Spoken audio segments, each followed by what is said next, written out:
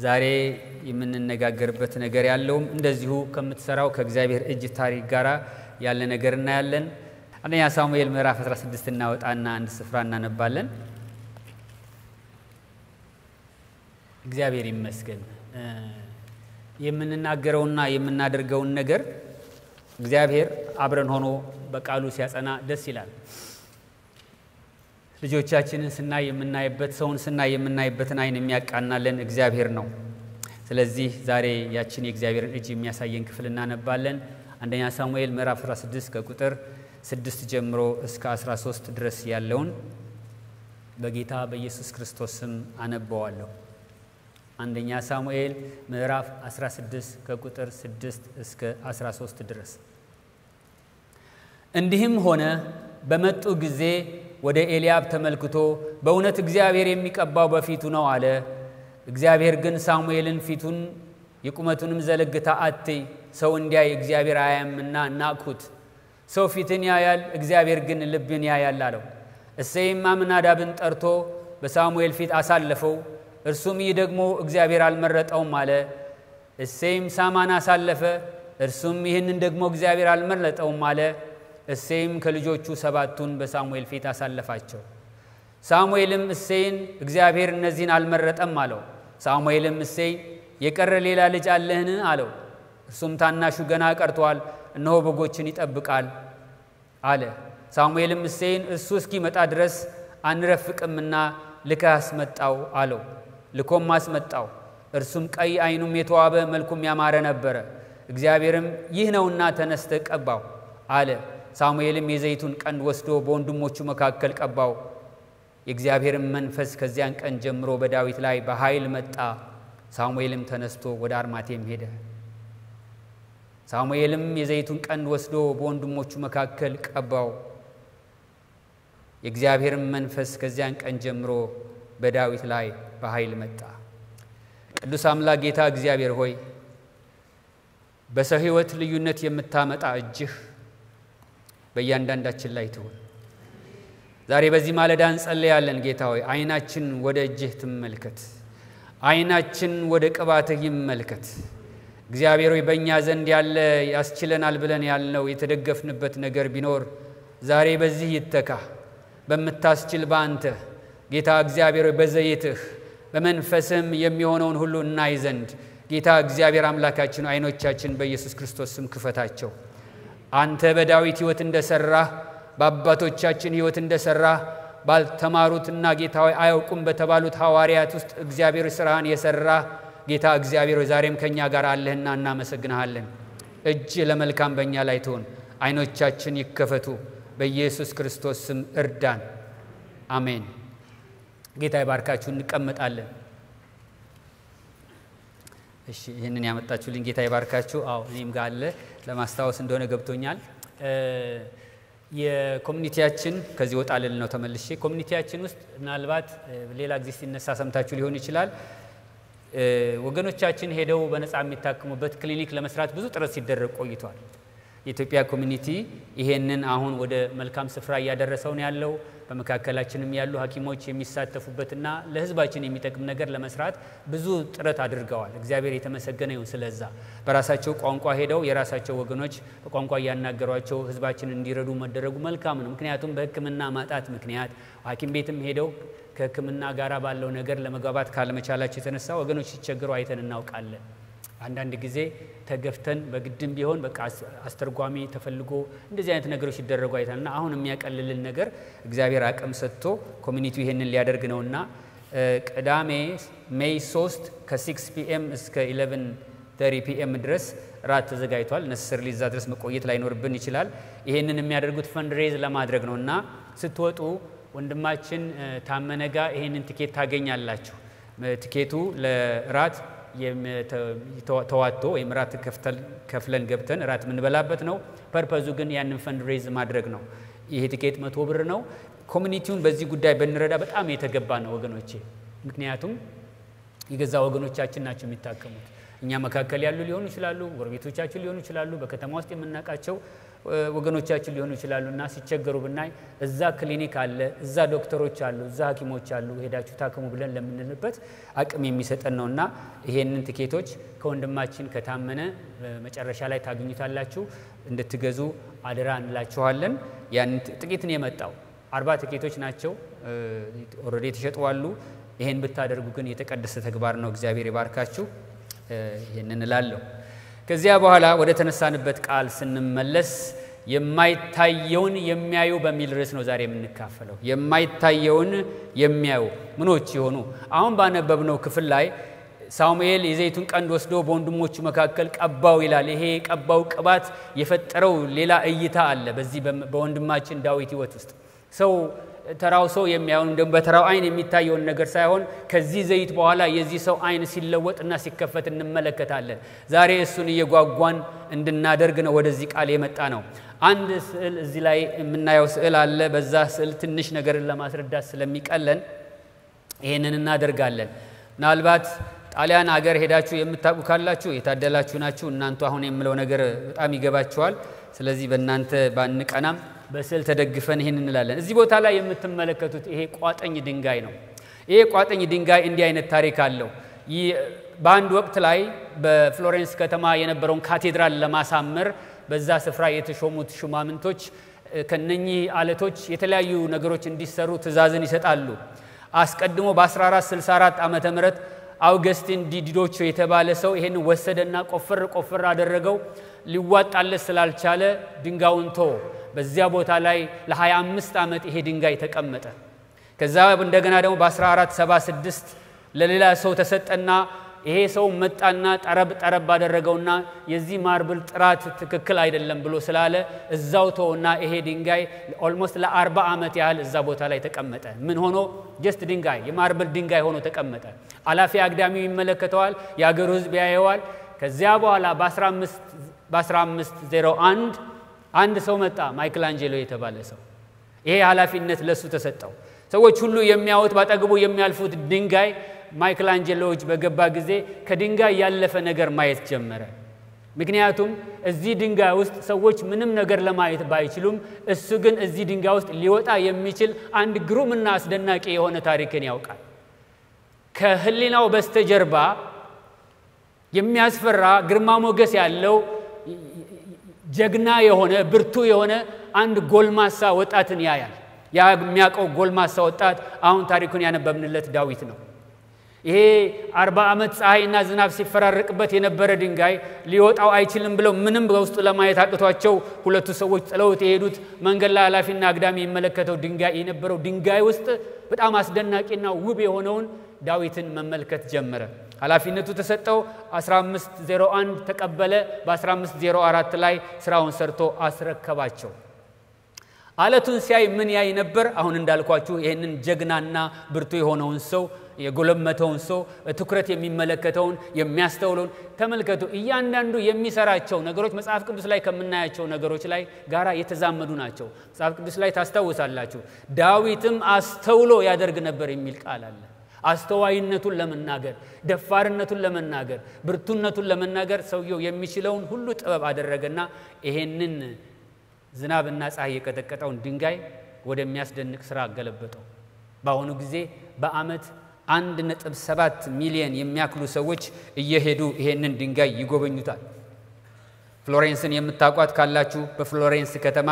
ጋላሪያ ዲላ አካዳሚያ በሚባል ቦታ ላይ ይገኛል ይላሉ እንዴት ነው ይሄንን ድንጋይ በዚህ አይነት ሊመለከተው የቻለው ይሄ ሰው ብላችሁ ብትሉ አንድ ነገር ያውቃል በአይነ ህሊናው የሚያውቀው ጎበዝ አለ እዚህ ቦታ ላይ ደግሞ ድንጋይ ያያል ማርብል ያያል እጁን ደግሞ ያውቀዋል እጁ ላይ ያለው ጥበብ ይሄንን ድንጋይ ወደዛ ሊለውጠው እንደሚችል ስለሚያምን ኃላፊነቱን በሰጡት ጊዜ ተቀበላቸው እንዳልኳችሁ ከ3 ዓመት በኋላ ሰርቶ ስራውን አስረከበ ዛሬ በአለም ላይ ከሚደነቁት አስደናቂ ነገሮች አንዱ ነው ተብሎ የሚደነቅለትን ይሄንን አወጣ እንዳልኳችሁ ብዙ ሰዎች እየሄዱ ይጎበኙታል በጣም ብዙ አድናቂዎች የአርቱን ስራ ያደንቁለታል ይሄ ሰውዬ ድንጋይ ጠራቢ ብቻ አይደለም ገጣሚም ነው ብዙ ዕውቀት ያለው ሰው ነው ሰዓሊም ነው ግን በዛን ጊዜ የተሰራው ስራ እስካሁን ድረስ ሊወጣ የቻለበት ምክንያት ሰውየው እጁ ላይ ያለውን ጥበብና በልቡ ያለውን ሐሳብ አገናኝቶ ወደዚህ ሊለወጥ ይችላል ብሎ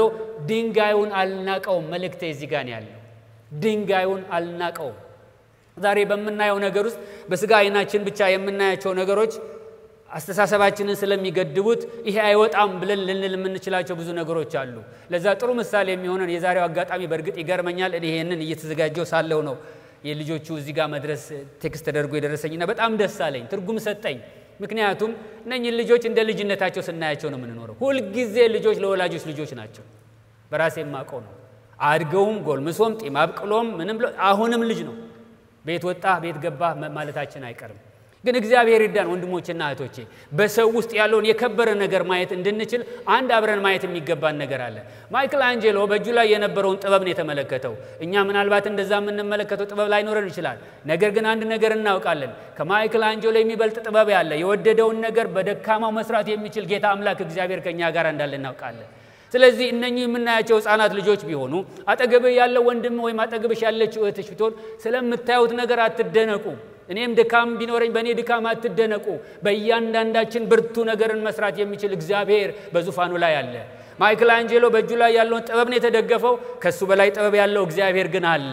እነኚህ እግዚአብሔር እጆች በሰው ላይ በሆኑ ጊዜ የሚለወጡ ነገሮች አሉና ዛሬ አይኖቻችን ያንን እንዲመለከቱ ነው የምንፈልገው። በዚህ ቦታ ላይ አሁን ባነበብነው ክፍል ላይ እግዚአብሔር ንጉስ እንዲሆን እስራኤል ጠይቆት ንጉስ የሆነው ሳኦል እግዚአብሔርን ትእዛዝ ባለመፈጸሙና እግዚአብሔርን ትእዛዝ በመናቁ ባለመታዘዙ ምክንያት ሄዶ እግዚአብሔር አንድ ቦታ ላይ በጣም ስላዘነበት እንደናቀው መጽሐፍ ቅዱስ ይነግረናል። ታስታውሳላችሁ? ቀደም ሲል አማሌቅ የተባለው እስራኤላውያኖች ወደ ምድራቸው ይጓዙ በነበሩ ጊዜ ከኋላ ኋላቸው እየሄደ ይመታቸው ስለነበረ እግዚአብሔር ዘግቦ ነገሩን ይዞት ነበር በነ ሙሴ ጊዜ። ያንን እግዚአብሔር ዘግቦ የያዘውን ነገር እስራኤል ለመጀመሪያ ጊዜ ንጉስ ስታነግስ፣ የመጀመሪያው ንጉስ ማን ነው? ሳኦል ነው። ባነገሰ ጊዜ እግዚአብሔር ያንን አሳይመንት ወሰደና ለሳኦል ሰጠው። እንግዲህ ሂድና አማሌቅን ፈጽመህ አጥፋ። ፈጽመህ የሚለውን አስምሩበት። አማሌቅን ፈጽመህ ሂድና አጥፋ። እግዚአብሔር ይሄንን ትእዛዝ ሰጥቶት ሳለ ሳኦል ግን እግዚአብሔር እንዳዘዘው አይደለም ያደረገው። ታሪኩን እንደምታውቁት በዛ ላይ ብዙ አልቆይም። አማሌቅን ፈጽሞ ማጥፋቱን ተወና የአማሌቅን የሚያምሩ ኮርማዎች ሰብስቦ ይዞ መጣ። ያሳሱትን ወደ ቤቱ ይዟቸው መጣ። ያ ብቻ አይደለም፣ እግዚአብሔር ፈጽመ ካለ ፈጽመ ሆኖ ሳለ እሱ ግን ፈጽሞ ሳያጠፋ እንዳውም ንጉሳቸውን አጋግን ከነነፍሱ ይዞት መጣ። እግዚአብሔር ያዘዘው ትእዛዝ ይሄ ሆነ። ሳኦል የሚፈጽመው ስራ ግን ይሄ ሆነ። እግዚአብሔር በዚህ ደስ አልተሰኘም። ንጉሱን መጣና ነብዩ ሞገተው። እግዚአብሔር እንደዚህ አድርግ ብሎ ልኮ ነበር። አማሌቅን ሂድና አጥፋ ብሎ ነበር። ፈጽመ አጥፋ፣ ወንዱንም ሴቱንም ከብቶቻቸውንም አጥፋ ብሎ ነበር። አንተ ግን ለምንድነው የእግዚአብሔርን ቃል ያልሰማው አለው። እንዴ የእግዚአብሔርን ቃል ፈጽም ያለው የእግዚአብሔርን ትእዛዝ ታዝዣለሁ ብሎ ሙግት ጀመረ ይላል። በዚያን ጊዜ ኮርማዎች በሬዎች ከጀርባ ጮሁ። ይሄን ጊዜ ነብዩ ምን ይለዋል? ታዲያ ይሄ የምሰማው የኮርማዎች ድምጽ ምንድነው ብሎ እግዚአብሔር በኤቪደንስ ሊሟገተው ሲመጣ አሁን ብሌም ሺፍት እንደሚባለው ይሄ የኔ ጉዳይ አይደለም፣ ይሄማ ህዝቡ ለአምላክ ለእግዚአብሔር ከእርሙ መርጦ ለእግዚአብሔር ይሰዋ ዘንድ ያመጣው ነው አለ። ተመልከቱ እዚህ ጋር ያለውን ፓራዶክስ። እርም ነው፣ እርም መስዋዕት ሊሆን አይችልም። ከእርም ተመርጦም ለእግዚአብሔር መስዋዕት አይቀርብም። እርም ምንድነው? ማይነካ ማይደረስበት የተጠላ ነገር ነው። እርም አይበላም፣ አይጠጣም፣ አይነካም። እንዴት ነው ለእግዚአብሔር ከዛ መስዋዕት የሚቀርብለት? ያን ጊዜ እግዚአብሔር እንደዚህ ያለው እነሆ መታዘዝ ከመስዋዕት ማዳመጥም ያወራ በክስብ ከማቅረብ ይበልጣል። እግዚአብሔርን ቃል ንቀሃልና እግዚአብሔር በእስራኤል ላይ ንጉስ እንዳትሆን አሁን ናቀህ። ከዚያ በኋላ እግዚአብሔር ሌላ ንጉስ ፍለጋ መጣ። ያነበብነው ክፍል የዛን ታሪክ ነው የሚናገረው። ሌላ ንጉስ ፍለጋ በመጣ ጊዜ ከእሴይ ልጆች ልጅ ሊቀባ እግዚአብሔር እጁን ዘረጋ። ስለዚህ ሳሙኤልን ቀደም ሲል ለሳኦል ዘይቱን በብርሌ ይዘሂድ ነው ያለው። አሁን ግን በብርሌ አይደለም፣ በቀንዱ ዘይቱን ያዝና ወደ እሴይ ቤት ሂድ፣ ከዛም ንጉስ ትቀባልኛለህ አለው። ይሄ ነው ባክግራውንዱ አሁን ያነበብነው ታሪክ። ያንን ይዞ ሳሙኤል ዘይቱን በቀንዱ ሞልቶ ወደ እሴይ ቤት መጣ። ትንሽ መለስ ብዬ ባነበው ታሪኩ እንደዚህ ነው። እግዚአብሔርም ሳሙኤልን በእስራኤል ላይ እንዳይነግስ ለናኩት፣ ምዕራፍ 16 ቁጥር 1 እንደማነበው በእስራኤል ላይ እንዳይነግስ ለናኩት ለሳኦል የምታለቅስለት እስከ መቼ ነው? በቀንድ ዘይቱን ሞልተ በልጆቹ መካከል ንጉስ አዘጋጃለሁና ወደ እሴይ ቤት ወደ ቤተልሔም እልክሃለሁ። ሳሙኤልም እንዴት እሄዳለሁ? ሳኦል ቢሰማ ይገለኛል አለ። እግዚአብሔርም አንዲት ጊደር ይዘህ ሂድና ለእግዚአብሔር ሰዋ ዘንድ መጣሁ በል እሴይንም ወደ መስዋዕቱ ጥራው የምታደርገውንም አስታውቀሃለሁ የምነግርህንም ቀባልኝ አለው ሳሙኤልም እግዚአብሔር የተናገረውን አደረገ ወደ ቤተልሔም መጣ የአገሩም ሽማግሌዎች እየተንቀጠቀጡ ሊገናኙት መጡና የመጣው ለደህንነት ነውን አሉት እርሱም ለደህንነት ነው ለእግዚአብሔር ሰዋ ዘንድ መጣው ቅዱሳን ሁኑ ከኔም ጋራ ወደ መስዋዕቱ ሁኑ አለ እሴይና ልጆቹንም ቀደሳቸው ወደ መስዋዕቱም ጠራቸው ስለዚህ የነበረው ነገር ሲናሪዮ ይሄንን ይመስላል ልጆቹ ተጠርተው መጥተዋል ሳሙኤል ዘይት ሊቀባ ይዞ ቆሟል የአገሩ ሽማግሌዎች በዚያ ቦታ ላይ አሉ ያንን በአይነ ህሊናችሁ ተመልከቱት ከዛ በኋላ እንዲህ ሆነ ይላል ቅድም ያነበው ከዛ በኋላ እንደዚህ ሆነ በመጡ ጊዜ ኤልያብን ተመልክቶ በእውነት እግዚአብሔር የሚቀባው በፊቱ አለ ማን ነው እንደዚህ የሚለው ነብዩ ነው አያችሁ ነብዩ እንኳን ሳይቀር ልክኛ እንደምንሳሳተው አይተን ይሄ ልጅ አይረባም ወይም ይሄ ሰው አይረባም እንደምንለው ወይም ደግሞ ምናልባትም የማይመጥነውን ይሄ በቃ እሱ ያደርገዋል ብለን ተሳስተን እንደምናደርገው ነብዩን በዚህ ቦታ ላይ ስንሳሳት እንመለከታለን አንፈርድበትም በርግጥ በኋላ ወርታች ወረድ ብያየዋለሁ ይሄ በፊቱ የቆመው ኤልያብ በሳሙኤል ፊት ባለፈ ጊዜ አትሊስት ዕብራዊ ስለሆነ እሱም ታሪክ ስለሚያቅ ትርጉሙን ስለሚያቅ የስሙ ትርጉም የኔ ጌታ የኔ እግዚአብሔር አባት ነው ይሄንን ያልመረጠ እግዚአብሔር ማንን ይመረጥ ታዲያ እግዚአብሔር እንዲህ ብሎ የሚጠራው ካለ ምናልባት እሱ ሳይሆን አይቀርም ደግሞም ዘለግ ያለ ነው ቁመታም ነው ምክንያቱም ካሁን በፊት የነበረው ንጉስ ሳኦል ባለትከሻ ነው ከኛ አንዳንዱ አይደለም ጎላ ያለ ነው ሲታይ እንደ ንጉስነት የሚመች ነው ስለዚህ ምን አለ እግዚአብሔር ሊቀባ ያለው ይሄ ነው ብሎ ያንን ለመስዋዕት ለመቀባት እጁን በዘረጋ ጊዜ በዚህ በአይን በሚታየው አይደለም እግዚአብሔር የሚሰራው ደግሜ እላለሁ እግዚአብሔር በዚህ በአይን በሚታየው አይደለም የሚሰራው ዘግለግ ስላለ አይደለም ስላማራ አይደለም ተከሻው ሰፋ ስላለ አይደለም ብዙ ስለሚያውቅ አይደለም ስለሚችል አይደለም እግዚአብሔር አሰራሩ እንደዛ አይደለም እንዳው እግዚአብሔር የሚሰራው በሌላ በኩል ነው ስለዚህ እግዚአብሔር ንቆታልና ይሄን እንዳትቀባ ብሏለው ከዚያ በኋላ ይመስለኛል የሳሙኤል አይን መከፈት ጀመረ መጀመሪያ ሳሙኤል ይመለከት የነበረው ልክ እኔና አንተ እንደምናየው በስጋው አይን አይቶ ተመኘ በስጋው አይን አይቶ አሰበ እግዚአብሔር ግን እንደዛ አይደለም ወንድሞችና እህቶች እዚህ ጋር ቆምል ብዬ ስለ ሁለት ነገሮች ልናገር በመጀመሪያ ስለ ራሳችንን ቢሆን በእኛ ብርቱ ነገርን ማድረግ የሚችል የእግዚአብሔር እጅ ነው እንጂ እኛ ስለደረስንበት ስለዚህ ደረጃ ምንም የሚሆን ነገር በእኛ ህይወት የለም ምናልባትም ራሳችንን ደግሞ አዋርደነው አልችልም የሚል ቦታ ላይ ደርሰን እንደሆነ እውነት ነው መቼም ቢሆን አንችልም እኛ የሚችል እግዚአብሔር ግን ከኛ ጋር አለ የሚያነሳ እግዚአብሔር ግን አለ ራሳችንን በፊቱ ባቀረብንና ከእግዚአብሔር ጋር በተነካካን ጊዜ እግዚአብሔር በሚፈልገው ሁኔታ ውስጥ ከሆንለት በደካማው ነገር ብርቱ ነገርን ማድረግ የሚችል እግዚአብሔር የኛም እግዚአብሔር ነው የኛም አምላክ ነው ምናልባት በልጆቻችንም ህይወት ቅድም እንዳልኩት ያ ብቻ አይደለም በወንድሞቻችንም ህይወት አስቡ ሳኦል ወደ ጳውሎስ ከተቀየረ በኋላ ጳውሎስ በእስር ቤት እያለ አንድ እዚህ ግባ የማይባል ሰው አገኘ ምናልባትም እንደሚሉት አንዳንድ የመጽሐፍ ቅዱስ አዋቂዎች ከባለቤቱ ጋር ይኖር የነበረ ጊዜ አገልጋይ ሆኖ ባሪያ ሆኖ ሲሰራ የነበረ እንዳውም ባለቤቱን ሳይበድለው አይቀርም ይባላል አናሲመስ የተባለ ሰውን አገኘው አናሲመስ ሲታይ ዕውቀትም ያለው ሰውም አይደለም ይሄ ያለው ሰውም አይደለም ግፋቢል የኖረው በባርነት ነው ሲያገለግል የኖረው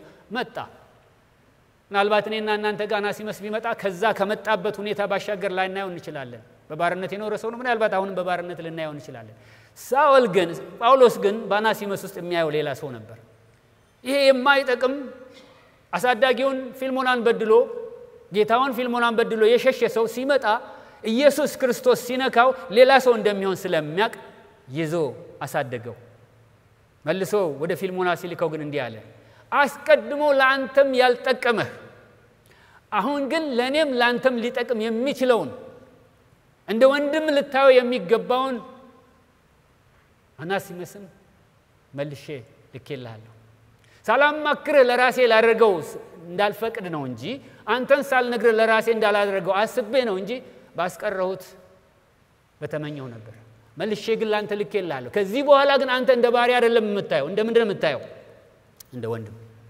አያችሁ እግዚአብሔር አይኑን የከፈተለት ሰው በደካማው ሰው ውስጥ ብርቱ ነገርን ያያል በመታዩት ወንድም በመታዩት እህት ውስጥ ወንድሞችና እህቶች የእግዚአብሔርን እጅ ያዋት ዛሬ መልእክቴ እሱ ላይ ነው ያለው የእግዚአብሔርን እጅ ይዩት በዛ በትንሽ ሕፃን ልጅ ውስጥ የእግዚአብሔርን እጅ ይዩት I don't know እነኚህ ልጆች ስናይ ምን ይሆን የምናየው አንድ ሕፃን ልጅ አለ ወላጁ አሁን በዚህ መካከል እንደምትኖር ተስፋ አደርጋለሁ ሁሉ ጊዜ ቢሮአችን አካባቢ ሲመጣ 57ኛው የአሜሪካን ፕሬዝዳንት ለዋለሁ ሁሉ ጊዜ የ57ኛው የአሜሪካን ፕሬዝዳንት ተቀብሎታል ልጁ ታዲያ አንድ ቀን ሲመጣ 47ኛው የአሜሪካ ፕሬዝዳንት አልኩት ተሳስቼ ማለት ነው አሁን የአሜሪካው ፕሬዝዳንት 47ኛው ሊለው አልችልም ምክንያቱም ለምንድነው ኦሬዲ ያለው 47ኛው ስለሆነ ማለት ነው ልጁ ግን ስለ ቁጥሩ ነው የገረመው እንጂ ፕሬዝዳንት እንደሚሆን አልተጠራጠረም ኖ ፓስተር I am the 57 አለኝ አሜን ብዬ ተቀብያለሁኝ እግዚአብሔር ስም የተባረከ ይሁን ምክንያቱም who knows አያችሁ እግዚአብሔር ከላይ ወስዶ አይደለም የሚሰራው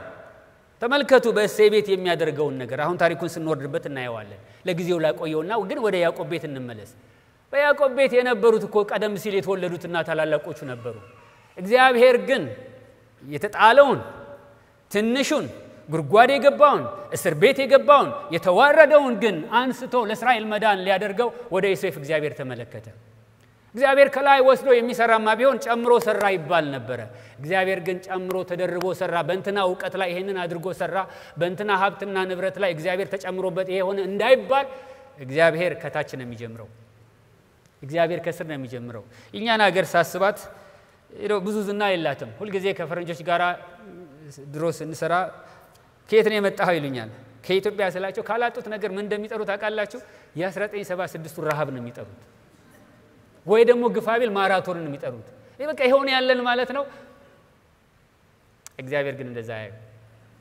እግዚአብሔር ግን ከዛ ምድር ሰዎችን ያወጣል ይሄን እናምናል ምክንያቱም ልዩነት የምታመጣው የእግዚአብሔር እጅ መምጣቷ እንጂ የዛ ሰውዬ ኦሪጂን አይደለም የዛ ሰውዬ ማንነት አይደለም የነኚህ ልጆች ማንነት አይደለም የአናሲመስ ማንነት አይደለም እግዚአብሔር ግን እጁን ባሳረፈ ጊዜ ያ ይሆናል ስለዚህ ኤልያብ ወደ ኤልያብ በተመለከተ ጊዜ ሳሙኤል ያንን አለ እግዚአብሔር ግን ከዛ በኋላ አይኑን ከፈተለት ኖ እሱ አይደለም አለ ቀጠለና ደግሞ ሁለተኛው መጣ አሚናዳብ መጣ አሚናዳብ አባቴ ክቡር ነው አልተሳሳተም ግን ይሄን ጊዜ ሳሙኤል አባቴ ክቡር ነው የሚል ስም ይዞ ቢመጣም ምንም አላለም አይ እሱን አይደለም ያለው አሳልፈው አለ ሶስተኛ ደግሞ መጣ ሳማ መጣ በእግዚአብሔር የተሰማ እግዚአብሔር የሰማው ማለት ነው ዘዳግም ምዕራፍ 6 ቁጥር 4 ላይ እስራኤል ሆይ ስማ አምላካችን እግዚአብሔር አንድ እግዚአብሔር ነው ሻማ የእስራኤል ስማ ይሄ ሰማኝ ብሎ የሚለውም አይደለም አሳልፋለሁ ስለዚህ ይሄን ጊዜ እኔ የእሴይ ነገር እዚህ ጋር ነው የሚደንቀኝ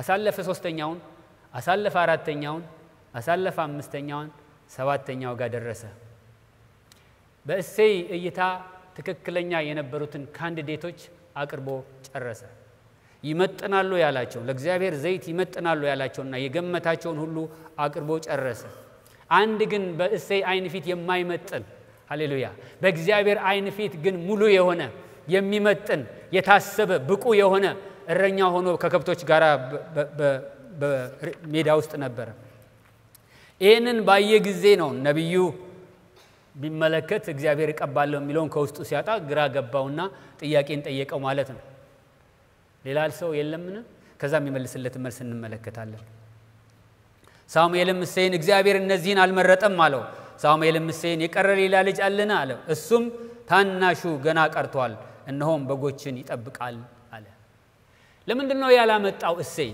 በእሴይ ህይወት እንደሆነ እኛም አንዳንድ ጊዜ የምንሰራቸው ሁለት ነገሮች ሁለት ስተቶች አሉና እነሱ እንዳንደግም ከእሴይ የምንማራቸው ሁለት ነገሮች ላንሳላችሁ በመጀመሪያ ደረጃ እሴይ በልጆቹ መካከል ልዩነትን አድርጓል ማነው እግዚአብሔር ዋናዎቹን ትልልቆቹንና ተከሻቸው ሰፋ ያለውን ብቻ ነው የሚቀባው ያለው ማነው እግዚአብሔር የደከመውን ባገኘ ጊዜ አይችልም ብሎ ለእሴይ የነገረው ማን ነው መጀመሪያው የእሴይ ስተት በልጆቹ መካከል ልዩነትን አድርጎ ሌሎቹን ጠርቶ እሱን ግን ሳይጠራው መቅራቱ ፌርሊ እናያቸዋለን ልጆቻችንንስ ወንድሞችና እህቶቻችንንስ እኩል እናያቸዋለን ወይንስ ካቴጎራይዝ እናደርጋቸዋለን ወይስ እንዲህ ስለሆነ ይሄ ስላለው ይሄ ስላላት ብለን የተለያየ ደረጃ ላይ እናደርጋቸዋለን ወይ ወንድሞችና እህቶች በትህትና ነው ይሄንን ነው እኛ ጋር ያለ ምንም ነገር ብቻውን እግዚአብሔር ከሌለበት ምንም ነገር ዕውቀት በሉት ሀብት በሉት ምን በሉት ምንም አይሰራም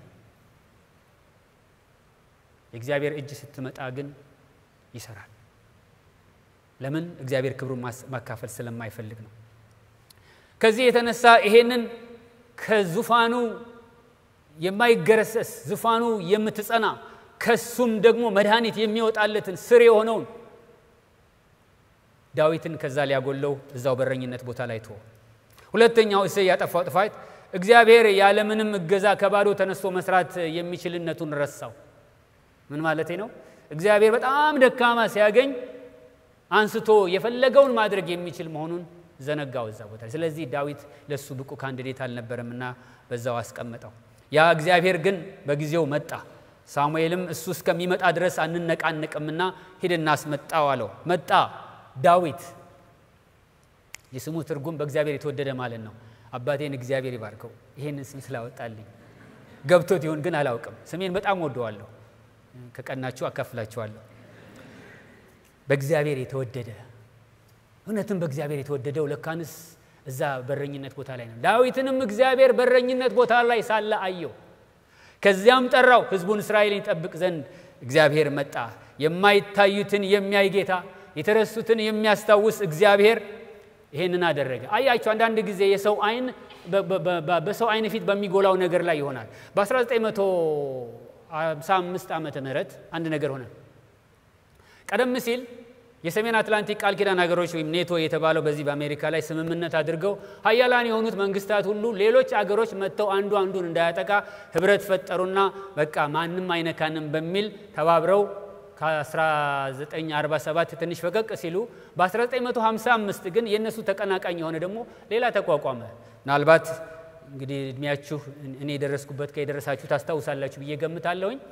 በ1955 የዋርሶ ደግሞ ተቋቋመ። ሶቪየት ህብረትና እንደሷ የነበሩት ሶሻሊስት ሀገሮች ተሰበሰቡና ደግሞ በዋርሶ ሌላ ዊንግ ተቋቋመ። ስለዚህ እነዚህ ሁለት ኃይላት ዓለምን ከዚህ በኋላ ይነዷቸዋል ተብሎ ዋርሶና ኔቶ እየታሰበ ሲባል የሚዛን ፓወር የሚዛን ኃይል የኃይል ሚዛን እነኚህ ያመጣሉ ተብሎ ሲጠበቅ ዓለምን እነኚህ ናቸው የሚነዷት ብሎ ሲጠበቅ ሁለት ሰዎች ከዛ በላይ ናቸው በተለያየ ቦታ ተወለዱ።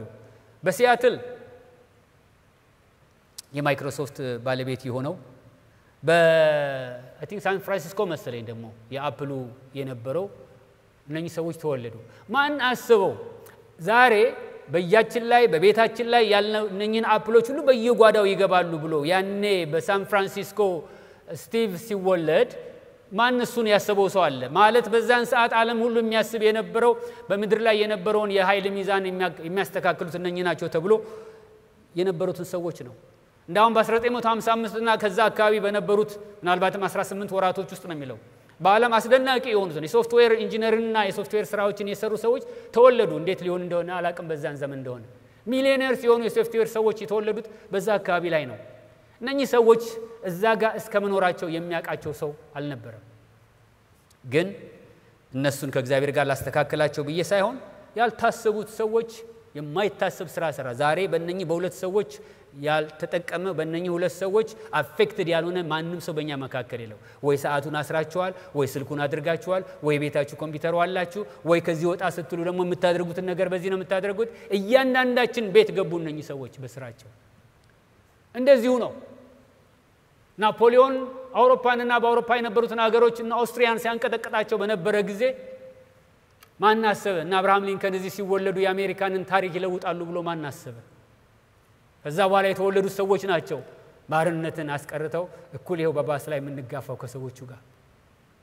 እንደዚሁ ነው የእግዚአብሔር ስራ በሰው ህይወትን በመጣ ጊዜ የእግዚአብሔር እጅ የምትሰራው ነገር ሰው ላያስተውላት ይችላል። ግን እግዚአብሔር በመጣ ጊዜ ይሄው። ወደ ዳዊት ታሪክ እንመለስ። እንግዲህ ዳዊት ይህ በእግዚአብሔር የተወደደው ቀይ አይኑም የተዋበ መልኩም ያማረ እግዚአብሔር ይሄ ነውና ተነሳና ቀባው ብሎ ተቀባ።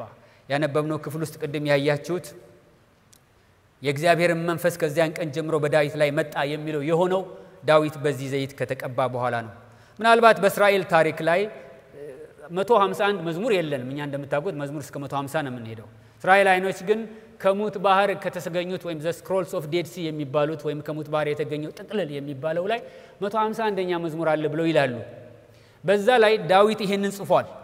ከወንድሞቼ ያነስኩኝ ነበርኩ፣ ከአባቶቼ ልጆች ሁሉ ትንሹ ነኝ።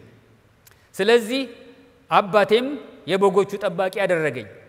እሱ ጌታ እንዲቀባኝና ታላቅም እንደሆን ነብዩን ሳሙኤልን ወደኔ ላከ መልካሞቹና ያማሩት ወንድሞቼም ወደ እርሱ ሊገናኙት ሄዱ ዳሩ ግን ከጸጉራቸው ውበት የተነሳ ያማሩና ዘለግላጋዎች ቢሆኑም ጌታ ግን አልመረጣቸውም አያችሁ ይሄ ሰው መመረጡን ከዚህ ጀምሮ ያውቀዋል እግዚአብሔር እንደመረጠው ያውቃል ፍጹም ሰው ነው ወይ አይደለም ይወድቃል ወይ ይነሳል ወይ አዎ ፍርጥ ይያለ ነገር ግን የመረጠው እግዚአብሔር የማይጥለው እግዚአብሔር ስለሆነ ያ እግዚአብሔር ከዛን ጊዜ ጀምሮ በሱ ህይወት ስራ መስራት ጀመረ ታዲያ ዳዊት ከተቀባው ቅባት የተነሳ ዳዊት በሱ ላይ ከነበረችው የእግዚአብሔር እጅ የተነሳ በሱ ላይ ከነበረው ከእግዚአብሔር መንፈስ የተነሳ ምን ሆነ ምን አዲስ ነገር ሆነለት ሰው መቀባትስ ምንድነው ታዲያ ትርጉሙ በእግዚአብሔርስ መታሰብ ምንድነው የሆነው አያችሁ ከዚህ በኋላ ይሄ ሰው የሚያየው እይታ ሰው የሚያየው አይደለም የመልእክቴ ኮር ከዚህ በኋላ ነው ያለው ዳዊት ሌላው እስራኤላዊ እንደሚያየው አይደለም የሚያየው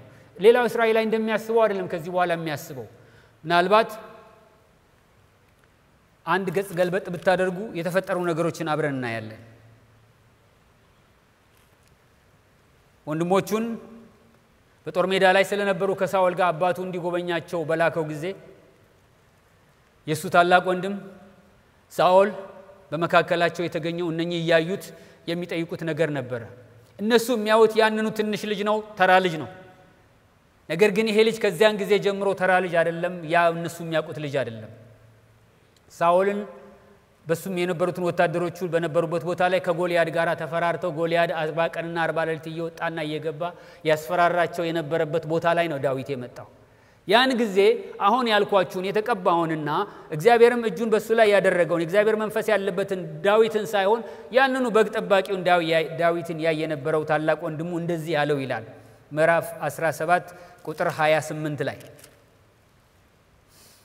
ታላቅ ወንድሙም ኤልያብ ከሰዎች ጋር ሲነጋገር ሰማ ይሄ የሆነት ነው ጎልያድ እየወጣና እየገባ እነሱን እያስፈራራቸው 40 ቀንና 40 ሌሊት በነበረበት ቦታ ላይ እስራኤላውያኖች ፈርተው ደንግጠው ምን ይሆን ብለው ባሉበት ሁኔታ ውስጥ ገብቶ ወንድሞቹን ላይ በመጣበት ቦታ ላይ የተቀባውን ዳዊት እንዲህ ይለዋል ለምን ወደዚህ ወረድክ እነዚያንስ ጥቂት በጎች በመድረ በዳ ለማን ተውሃቸው እኔ ኩራትህንና የልብህን ክፋት አውቃለሁ ሰልፉን ለማየት ወጣሃል ወሬኛ ሆነ መጣሃል ማለቱ ነው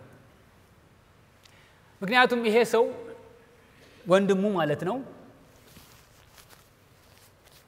እግዚአብሔር ያየውን አይደለም የሚያየው በዳዊት ውስጥ ያለውን በኋላ የራሱ ንጉስ እንደሚሆን አይደለም በጎቹን ነገር ግን እስራኤልን እንደሚጠብቅ ሊያይ አይችልም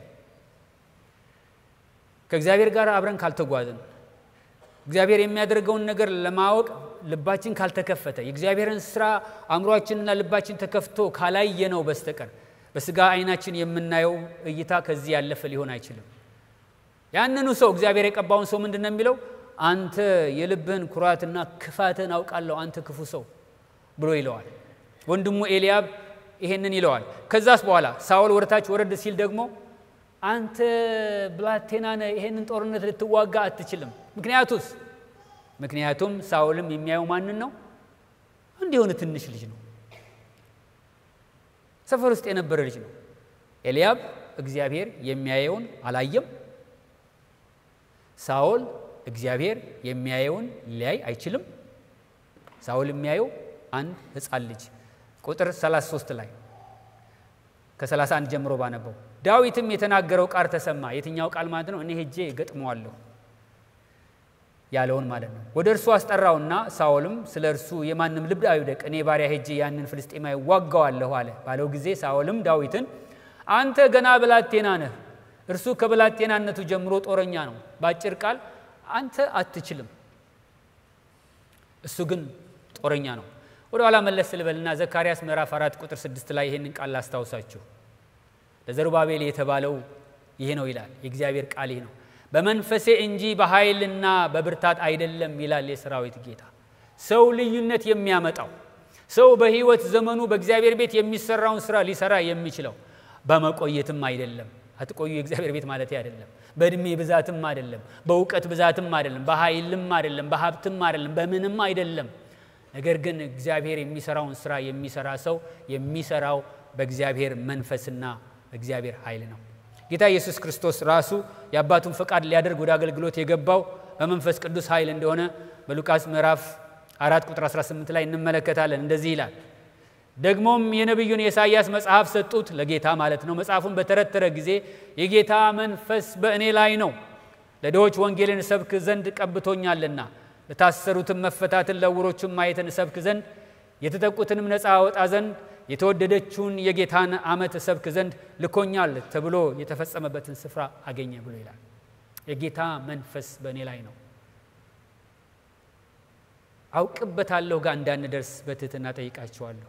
እችልበታለሁ ጋር እንዳንደርስ ከእግዚአብሔር መንፈስና ከእግዚአብሔር ኃይል ውጪ አደርገዋለሁ የሚለው ቦታ ላይ እንዳንደርስ ወንድሞችና እህቶቼ ይሄንን ጠይቃቸዋለሁ። አንድ ሁለተኛ አብረውን ያሉትን አብረውን የሚያገለግሉት ቢሆኑ አብረውን የሚኖሩት ልጆቻችን ቢሆኑ ያንን ወንድምህን ያችን እህትሽን ያችን እህትህን ትዳር ጓደኞቻችን ልጆቻችንን በእነርሱ የሚሰራ ብርቱ የሆነው እግዚአብሔር በዙፋኑ ላይ ነው ያለው።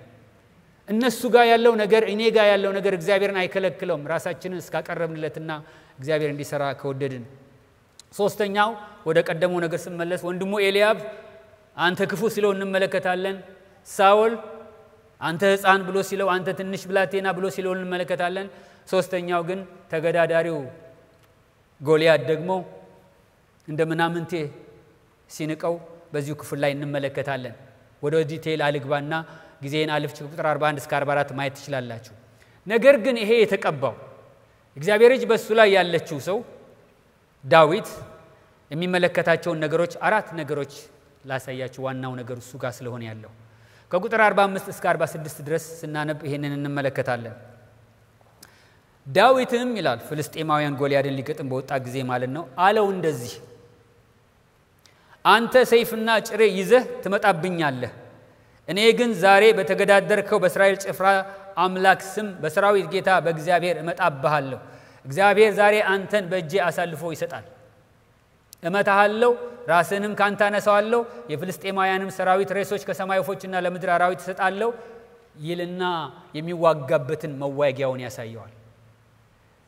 አያችሁ ይሄ ሰው ቅድም እዛ በቅርጹ ላይ እንደተገለጸው ወይም እንደታየው አይነት ብርቱ እንደሆነ ይናገራሉ የመጽሐፍ ቅዱስ አዋቂዎች። ጀግና እንደሆነ ይናገራሉ፣ ጎበዝ እንደሆነ ይናገራሉ። ወደ ኋላ ታሪኩን ሄዶ ሲመለከቱ እሱም ራሱ እንደሚናገረው ከአንበሳና ከድብ ጋር የሚታገል ሰው ነው። እሱን አይደለም ጎልያድን ሊዋጋበት ይዞት የሚመጣው። ዋጋለው ጦርነቱን ግን የምዋጋው በምንድን ነው የሚለው በዚህ አንተ በተገዳደርከው በእስራኤል አምላክ በእግዚአብሔር ስም በአንተ ላይ ወጣለሁ፣ እሱም ደግሞ ምን ያደርጋል ሬሳ አድርጎ አንተን በእጄ ይስጣል። የሚመለከተው ይሄ ዳዊት ውጊያው የመንፈሳዊ ውጊያ ነጸብራቅ እንጂ ከእግዚአብሔር የተለየ ኢንዲፔንደንት የሆነ ነገር አድርጎ አያየውም።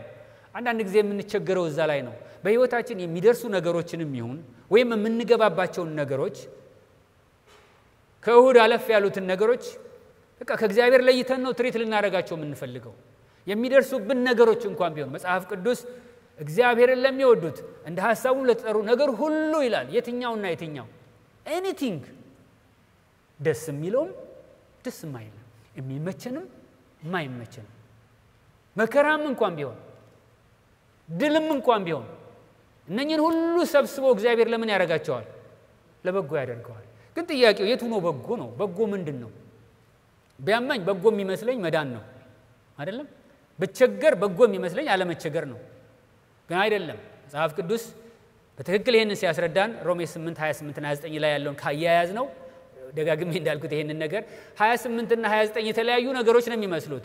አንድ ትርጉም አለ ከአዲሱ መደበኛ ትርጉም በፊት የነበረ አዲሱ ትርጉም ነው ወይም ደግሞ እንደዚህ ቀለል ባለ በአማርኛ የተዘጋጀ እሱኛው ሲተረጉመው ምክንያቱም ብሎ ነው 28 እና 29 የማያይዛቸው። እግዚአብሔርን ለሚወዱት እንደ ሐሳቡ ለተጠሩ ነገር ሁሉ ለበጎ እንዲደረግ እናውቃለን። ምክንያቱም ቀጥሎ 29ን ይናገራል። ምክንያቱም ምንድነው? ምክንያቱም እግዚአብሔር ልጁ በወንድሞቹ መካከል በኩር ይሁን ዘንድ አስቀድሞ የመረጣቸው የልጁ መልክ እንዲመስሉ ምን አድርጓል? ወስኗል። ለካ እግዚአብሔር በወሰነው ውሳኔ ውስጥ ነው የምንኖረው።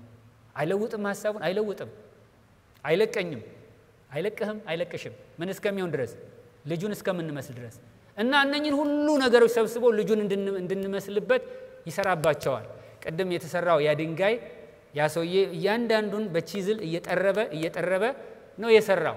ድንጋዩ አይናገርም እንጂ ያ መጥረቢያው ያማል አንዳንድ ጊዜ በሚያምም ነገሮችም ቢሆን ጌታ ይሰራናል ምን ሊያደርገን ስለወሰነ ልጁን እንድንመስል ስለወሰነ ልዩነት የሚያመጣው ልጁን መምሰል ስለወሰነ እግዚአብሔር እዛ ጋር እስከምንደርስ ድረስ ሁሉን ነገር ለዛ ያደርገዋል እግዚአብሔርን ለሚወዱት እንዳሳሙ ለተጠሩ ነገር ሁሉ ለበጎ እንዲደረግ እናውቃለን ይሄ ነው ለበጎ የሚለው ልጁን ለመምሰል ይጠቀምበታል ብሎ ነው ይሄ ሰው የሚመለከተውን ጦርነት የሆኑ ፍልስጤማውያን የተባሉ ሰዎችና እስራኤላውያን የተባሉ ሰዎች እዛው ፓለስታይን ላይ ያለ የሁለት ጎሳዎች ጦርነት ብቻ አድርገው አይደለም የሚያው ይሄ ጦርነት ባለቤት አለው ጦርነቱ ምድራዊ አይደለም ሰማያዊ ጉዳይ ነው ሰማያዊ ጦርነት ነው የጎልያድና አምላክና የሱ አምላክ ጦርነት እንደሆነ ስለሚረዳ እኔም መጣባለ አንተ በዚህ በጭሬ ተመጣብኛል እኔ ግን በአምላክ ስም መጣባለ የመጀመሪያው ውጊያው መንፈሳዊ ውጊያ እንደሆነና የመንፈሳዊ ውጊያ ነጸብራቅ እንደሆነ ይመለከታል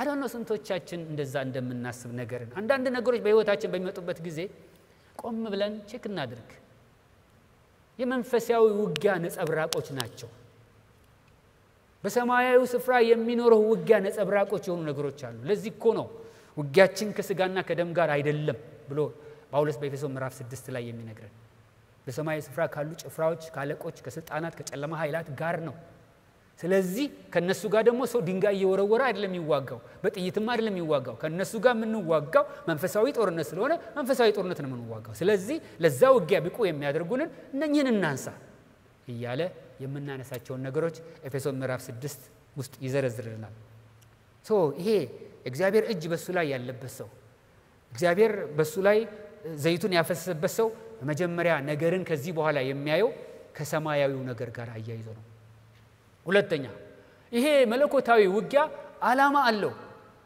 ዝም ብሎ እስራኤልና ፍልስጤም ስለተዋጉ አይደለም ኖ ሰማያዊ አጀንዳ ነው ሰማያዊ ጉዳይ አለው ምንድነው ጉዳዩ ሁለት ነገሮች መሆን አለባቸው ብሎ ነው የሚያምነው ይሄን ልብ ብላችሁ ስሙ ይሄ ጦርነት ዝም ብሎ ፍልስጤማውያን እስራኤልን ስለማይወድ ወይም እስራኤል ፍልስጤማውያን ስለማይወድ የሚሆን ጦርነት አይደለም ዲቫይን ፐርፐዝ አለው ምንድነው ፐርፐዙ ለሁለታችሁም ለማ ለእስራኤልም ለዓለምም ዓላማ አለው ለእስራኤል ምንድነው እሱ ዓላማው እስራኤል ያኔ ብቻ አይደለም አሁንም ድረስ በጦር መሳሪያ ብዛት እግዚአብሔር አያሸንፍም እግዚአብሔር የጦር መሳሪያ ሲበዛላችሁ አይደለም የሚያሸንፈው ከጦር መሳሪያ ብዛት አይደለም እግዚአብሔር የሚዋጋው ምንም በሌለበት ቦታ እግዚአብሔር መዋጋት ያቃል የሚያሸንፍልሽ እግዚአብሔር ነው እንጂ ኒኩሌርሽ አይደለም ይሄው እኔ አይደለም እኮ ያልኩት ይህም ይላል ጦርነቱ የሚሆንበትን ቦታ ሲናገር ይሄውም በመጀመሪያ ደረጃ በእስራኤል ዘንድ አምላክ እንዳለ ይታወቅ ዘንድ ለማ ለአገሮች ሁሉ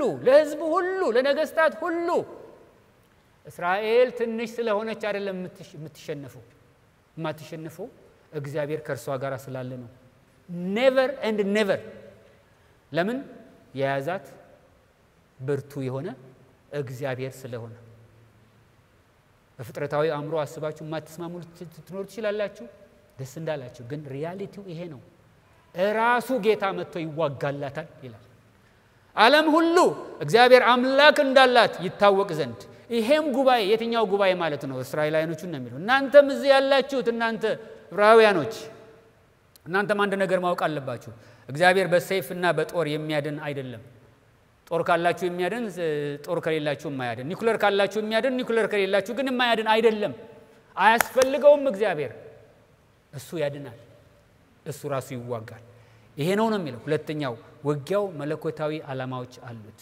ዓለም እንድታውቀው የሚያስፈልገው ነገር አለ እስራኤል እንዲያውቀው የሚያስፈልገው ነገር አለ እንዲሁ ነው በህይወታችን ወንድሞችና እህቶቼ the same thing በእኔና በእናንተም ህይወት በሚሆኑ ነገሮች እኛ እንድናውቀው የሚፈልገው ነገር አለ እኛን ከእግዚአብሔር ጋር ደግሞ ደምሮ የሚያውቁንና የሚያውንም እንዲያውቁት የሚፈልገው ነገር አለ የነኚህ ልጆች ህይወት ተለውጦ ነገ በዚህ ምድር ላይ እግዚአብሔር ስራ ሲሰራ ሁለት ነገሮችን መናገር ይፈልጋል እግዚአብሔር ብርቱ ስራውን በደካሞች መስራት እንደሚችል እንዲያውቁ ይፈልጋል እነዚህ ልጆችና የልጅ ልጆቻቸውም ደግሞ እግዚአብሔር በዙፋኑ ላይ እንደሆነ ሁሉ ጊዜ እንዲያውቁና እንዲያመልኩት ይፈልጋል መዝሙር 78 እኮ ይሄንን ነው የሚለው እግዚአብሔር የሰራውን ተአምራቱን ኃይሉን አባቶች ለልጆች ልጆች ለልጆቻቸው ይናገራሉ ይሄም የሚሆንበት ምክንያት ይላል መታመኛቸውን እግዚአብሔርን እንዲያደርጉ ነው ፒሪየድ ሶስተኛ ውጊያው የሰው አይደለም የሆኑ ጀግና የሆኑ ሰዎች የጦር መኮንኖች ተመርጠው የሚታኮሱት ተኩስ አለ። ውጊያው ባለቤት አለው። ማን ነው ባለቤቱ?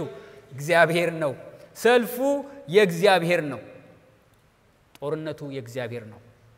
አራተኛ የታመነበትን ይሄን ጌታ ስራውን ሲሰራ ደግሞ ያየዋል። ምንድነው የሆነው? ያንን ድንጋይ አነሳ፣ የተማመነበትን እግዚአብሔርን ተማምኖ ድንጋዩን ወረወረ። እንደተናገረውም ደግሞ ጠላቱ ወደቀ። መንፈሳዊ ውጊያ ነው። መለኮታዊ ዓላማ አለው። ውጊያው እግዚአብሔር ነው። የታመነበትን ጌታ ስራ ደግሞ በአይኑ ያያል። ከቁጥር 48 እስከ 49 የምትመለከቱት ነገር እሱ ነው። ይሄ ሊሆን የሚችለው እነኚህ የሥጋ አይኖች ሲያዩ ሳይሆን መንፈሳዊ አይናችን ማየት በቻለበት ጊዜ ወይም ደግሞ ጳውሎስ በኤፌሶን ላይ እንደሚናገረው የልቦናዎቻችሁ አይኖች እንዲበሩ የመጥራቱ ተስፋ ምን እንደሆነ እንድታውቁ የክብሩን ባለጠግነት እንድታውቁ እነኚህ ሁሉ እንዲሆኑ አንድ እንዲከፈት እንጸልይላችሁ ጸሎት አለን የሚለው የሆነ መከፈት ያለበት አይን አለ። ይሄኛው አይንማ ያየው ነው የሚለው እኮ የእግዚአብሔር ሰዎች። እግዚአብሔር እነሱን ይክፈትልን። ለምንድነው መሰላችሁ ነገሮች አንዳንድ የሚያስደነግጡን? በዚህ ስለምናይ ነው። እግዚአብሔር ያኛውን ቢከፍት ግን ምንም መነቃነቅም ላይኖር ይችላል። ምክንያቱም በስራ ላይ ያለውን እግዚአብሔርን ስለምናየው ማለት ነው። ይሄን ልበልና ለጠቃለን እነዚህን በፊታችን የሚያድጉ ልጆቻችንም ሆነ ታናናሾቻችን በአይን አይተን ስንመዝናቸው ብቁ ላይ ሆኑ ይችላሉ። በቃ በእግዚአብሔር ፊት ግን ኳሊፋይድ ናቸው። በእግዚአብሔር ፊት ኳሊፋይ የሚያደርገኝ ብቁ አለመሆኔ ብቻ ነው። በእግዚአብሔር ፊት ብቁ የሚያደርጋችሁ ብቁ አለመሆናችን ብቻ ነው። በእኛ ያ ብቻ ነው መስፈርቱ። ይዘን የምንመጣው ነገር የለም። ነገር ግን በእነርሱ ስራን የሚሰራ በእኛ ስራን የሚሰራ እግዚአብሔር አይገደብም። ሁለተኛ ለስሙ ክብር ሲል ብቁ በማይመስሉ አስገራሚ ስፍራ ስራ ይሰራና በአይናችን የምናየውን ሳይሆን በልቦናችን አይኖች ውስጥ የምናየውን ስራ እንድናያት እግዚአብሔር ያደርጋል።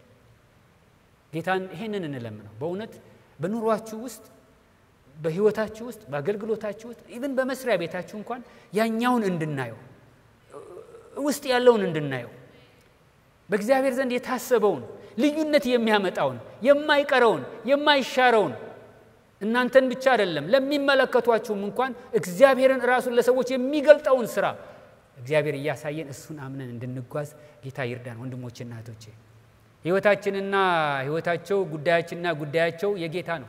የኔ ህይወት የጌታ ነው። የእናንተ ህይወት የጌታ ነው። በቃ ህይወቴ የጌታ ነው። ኑሮዬ የጌታ ነው።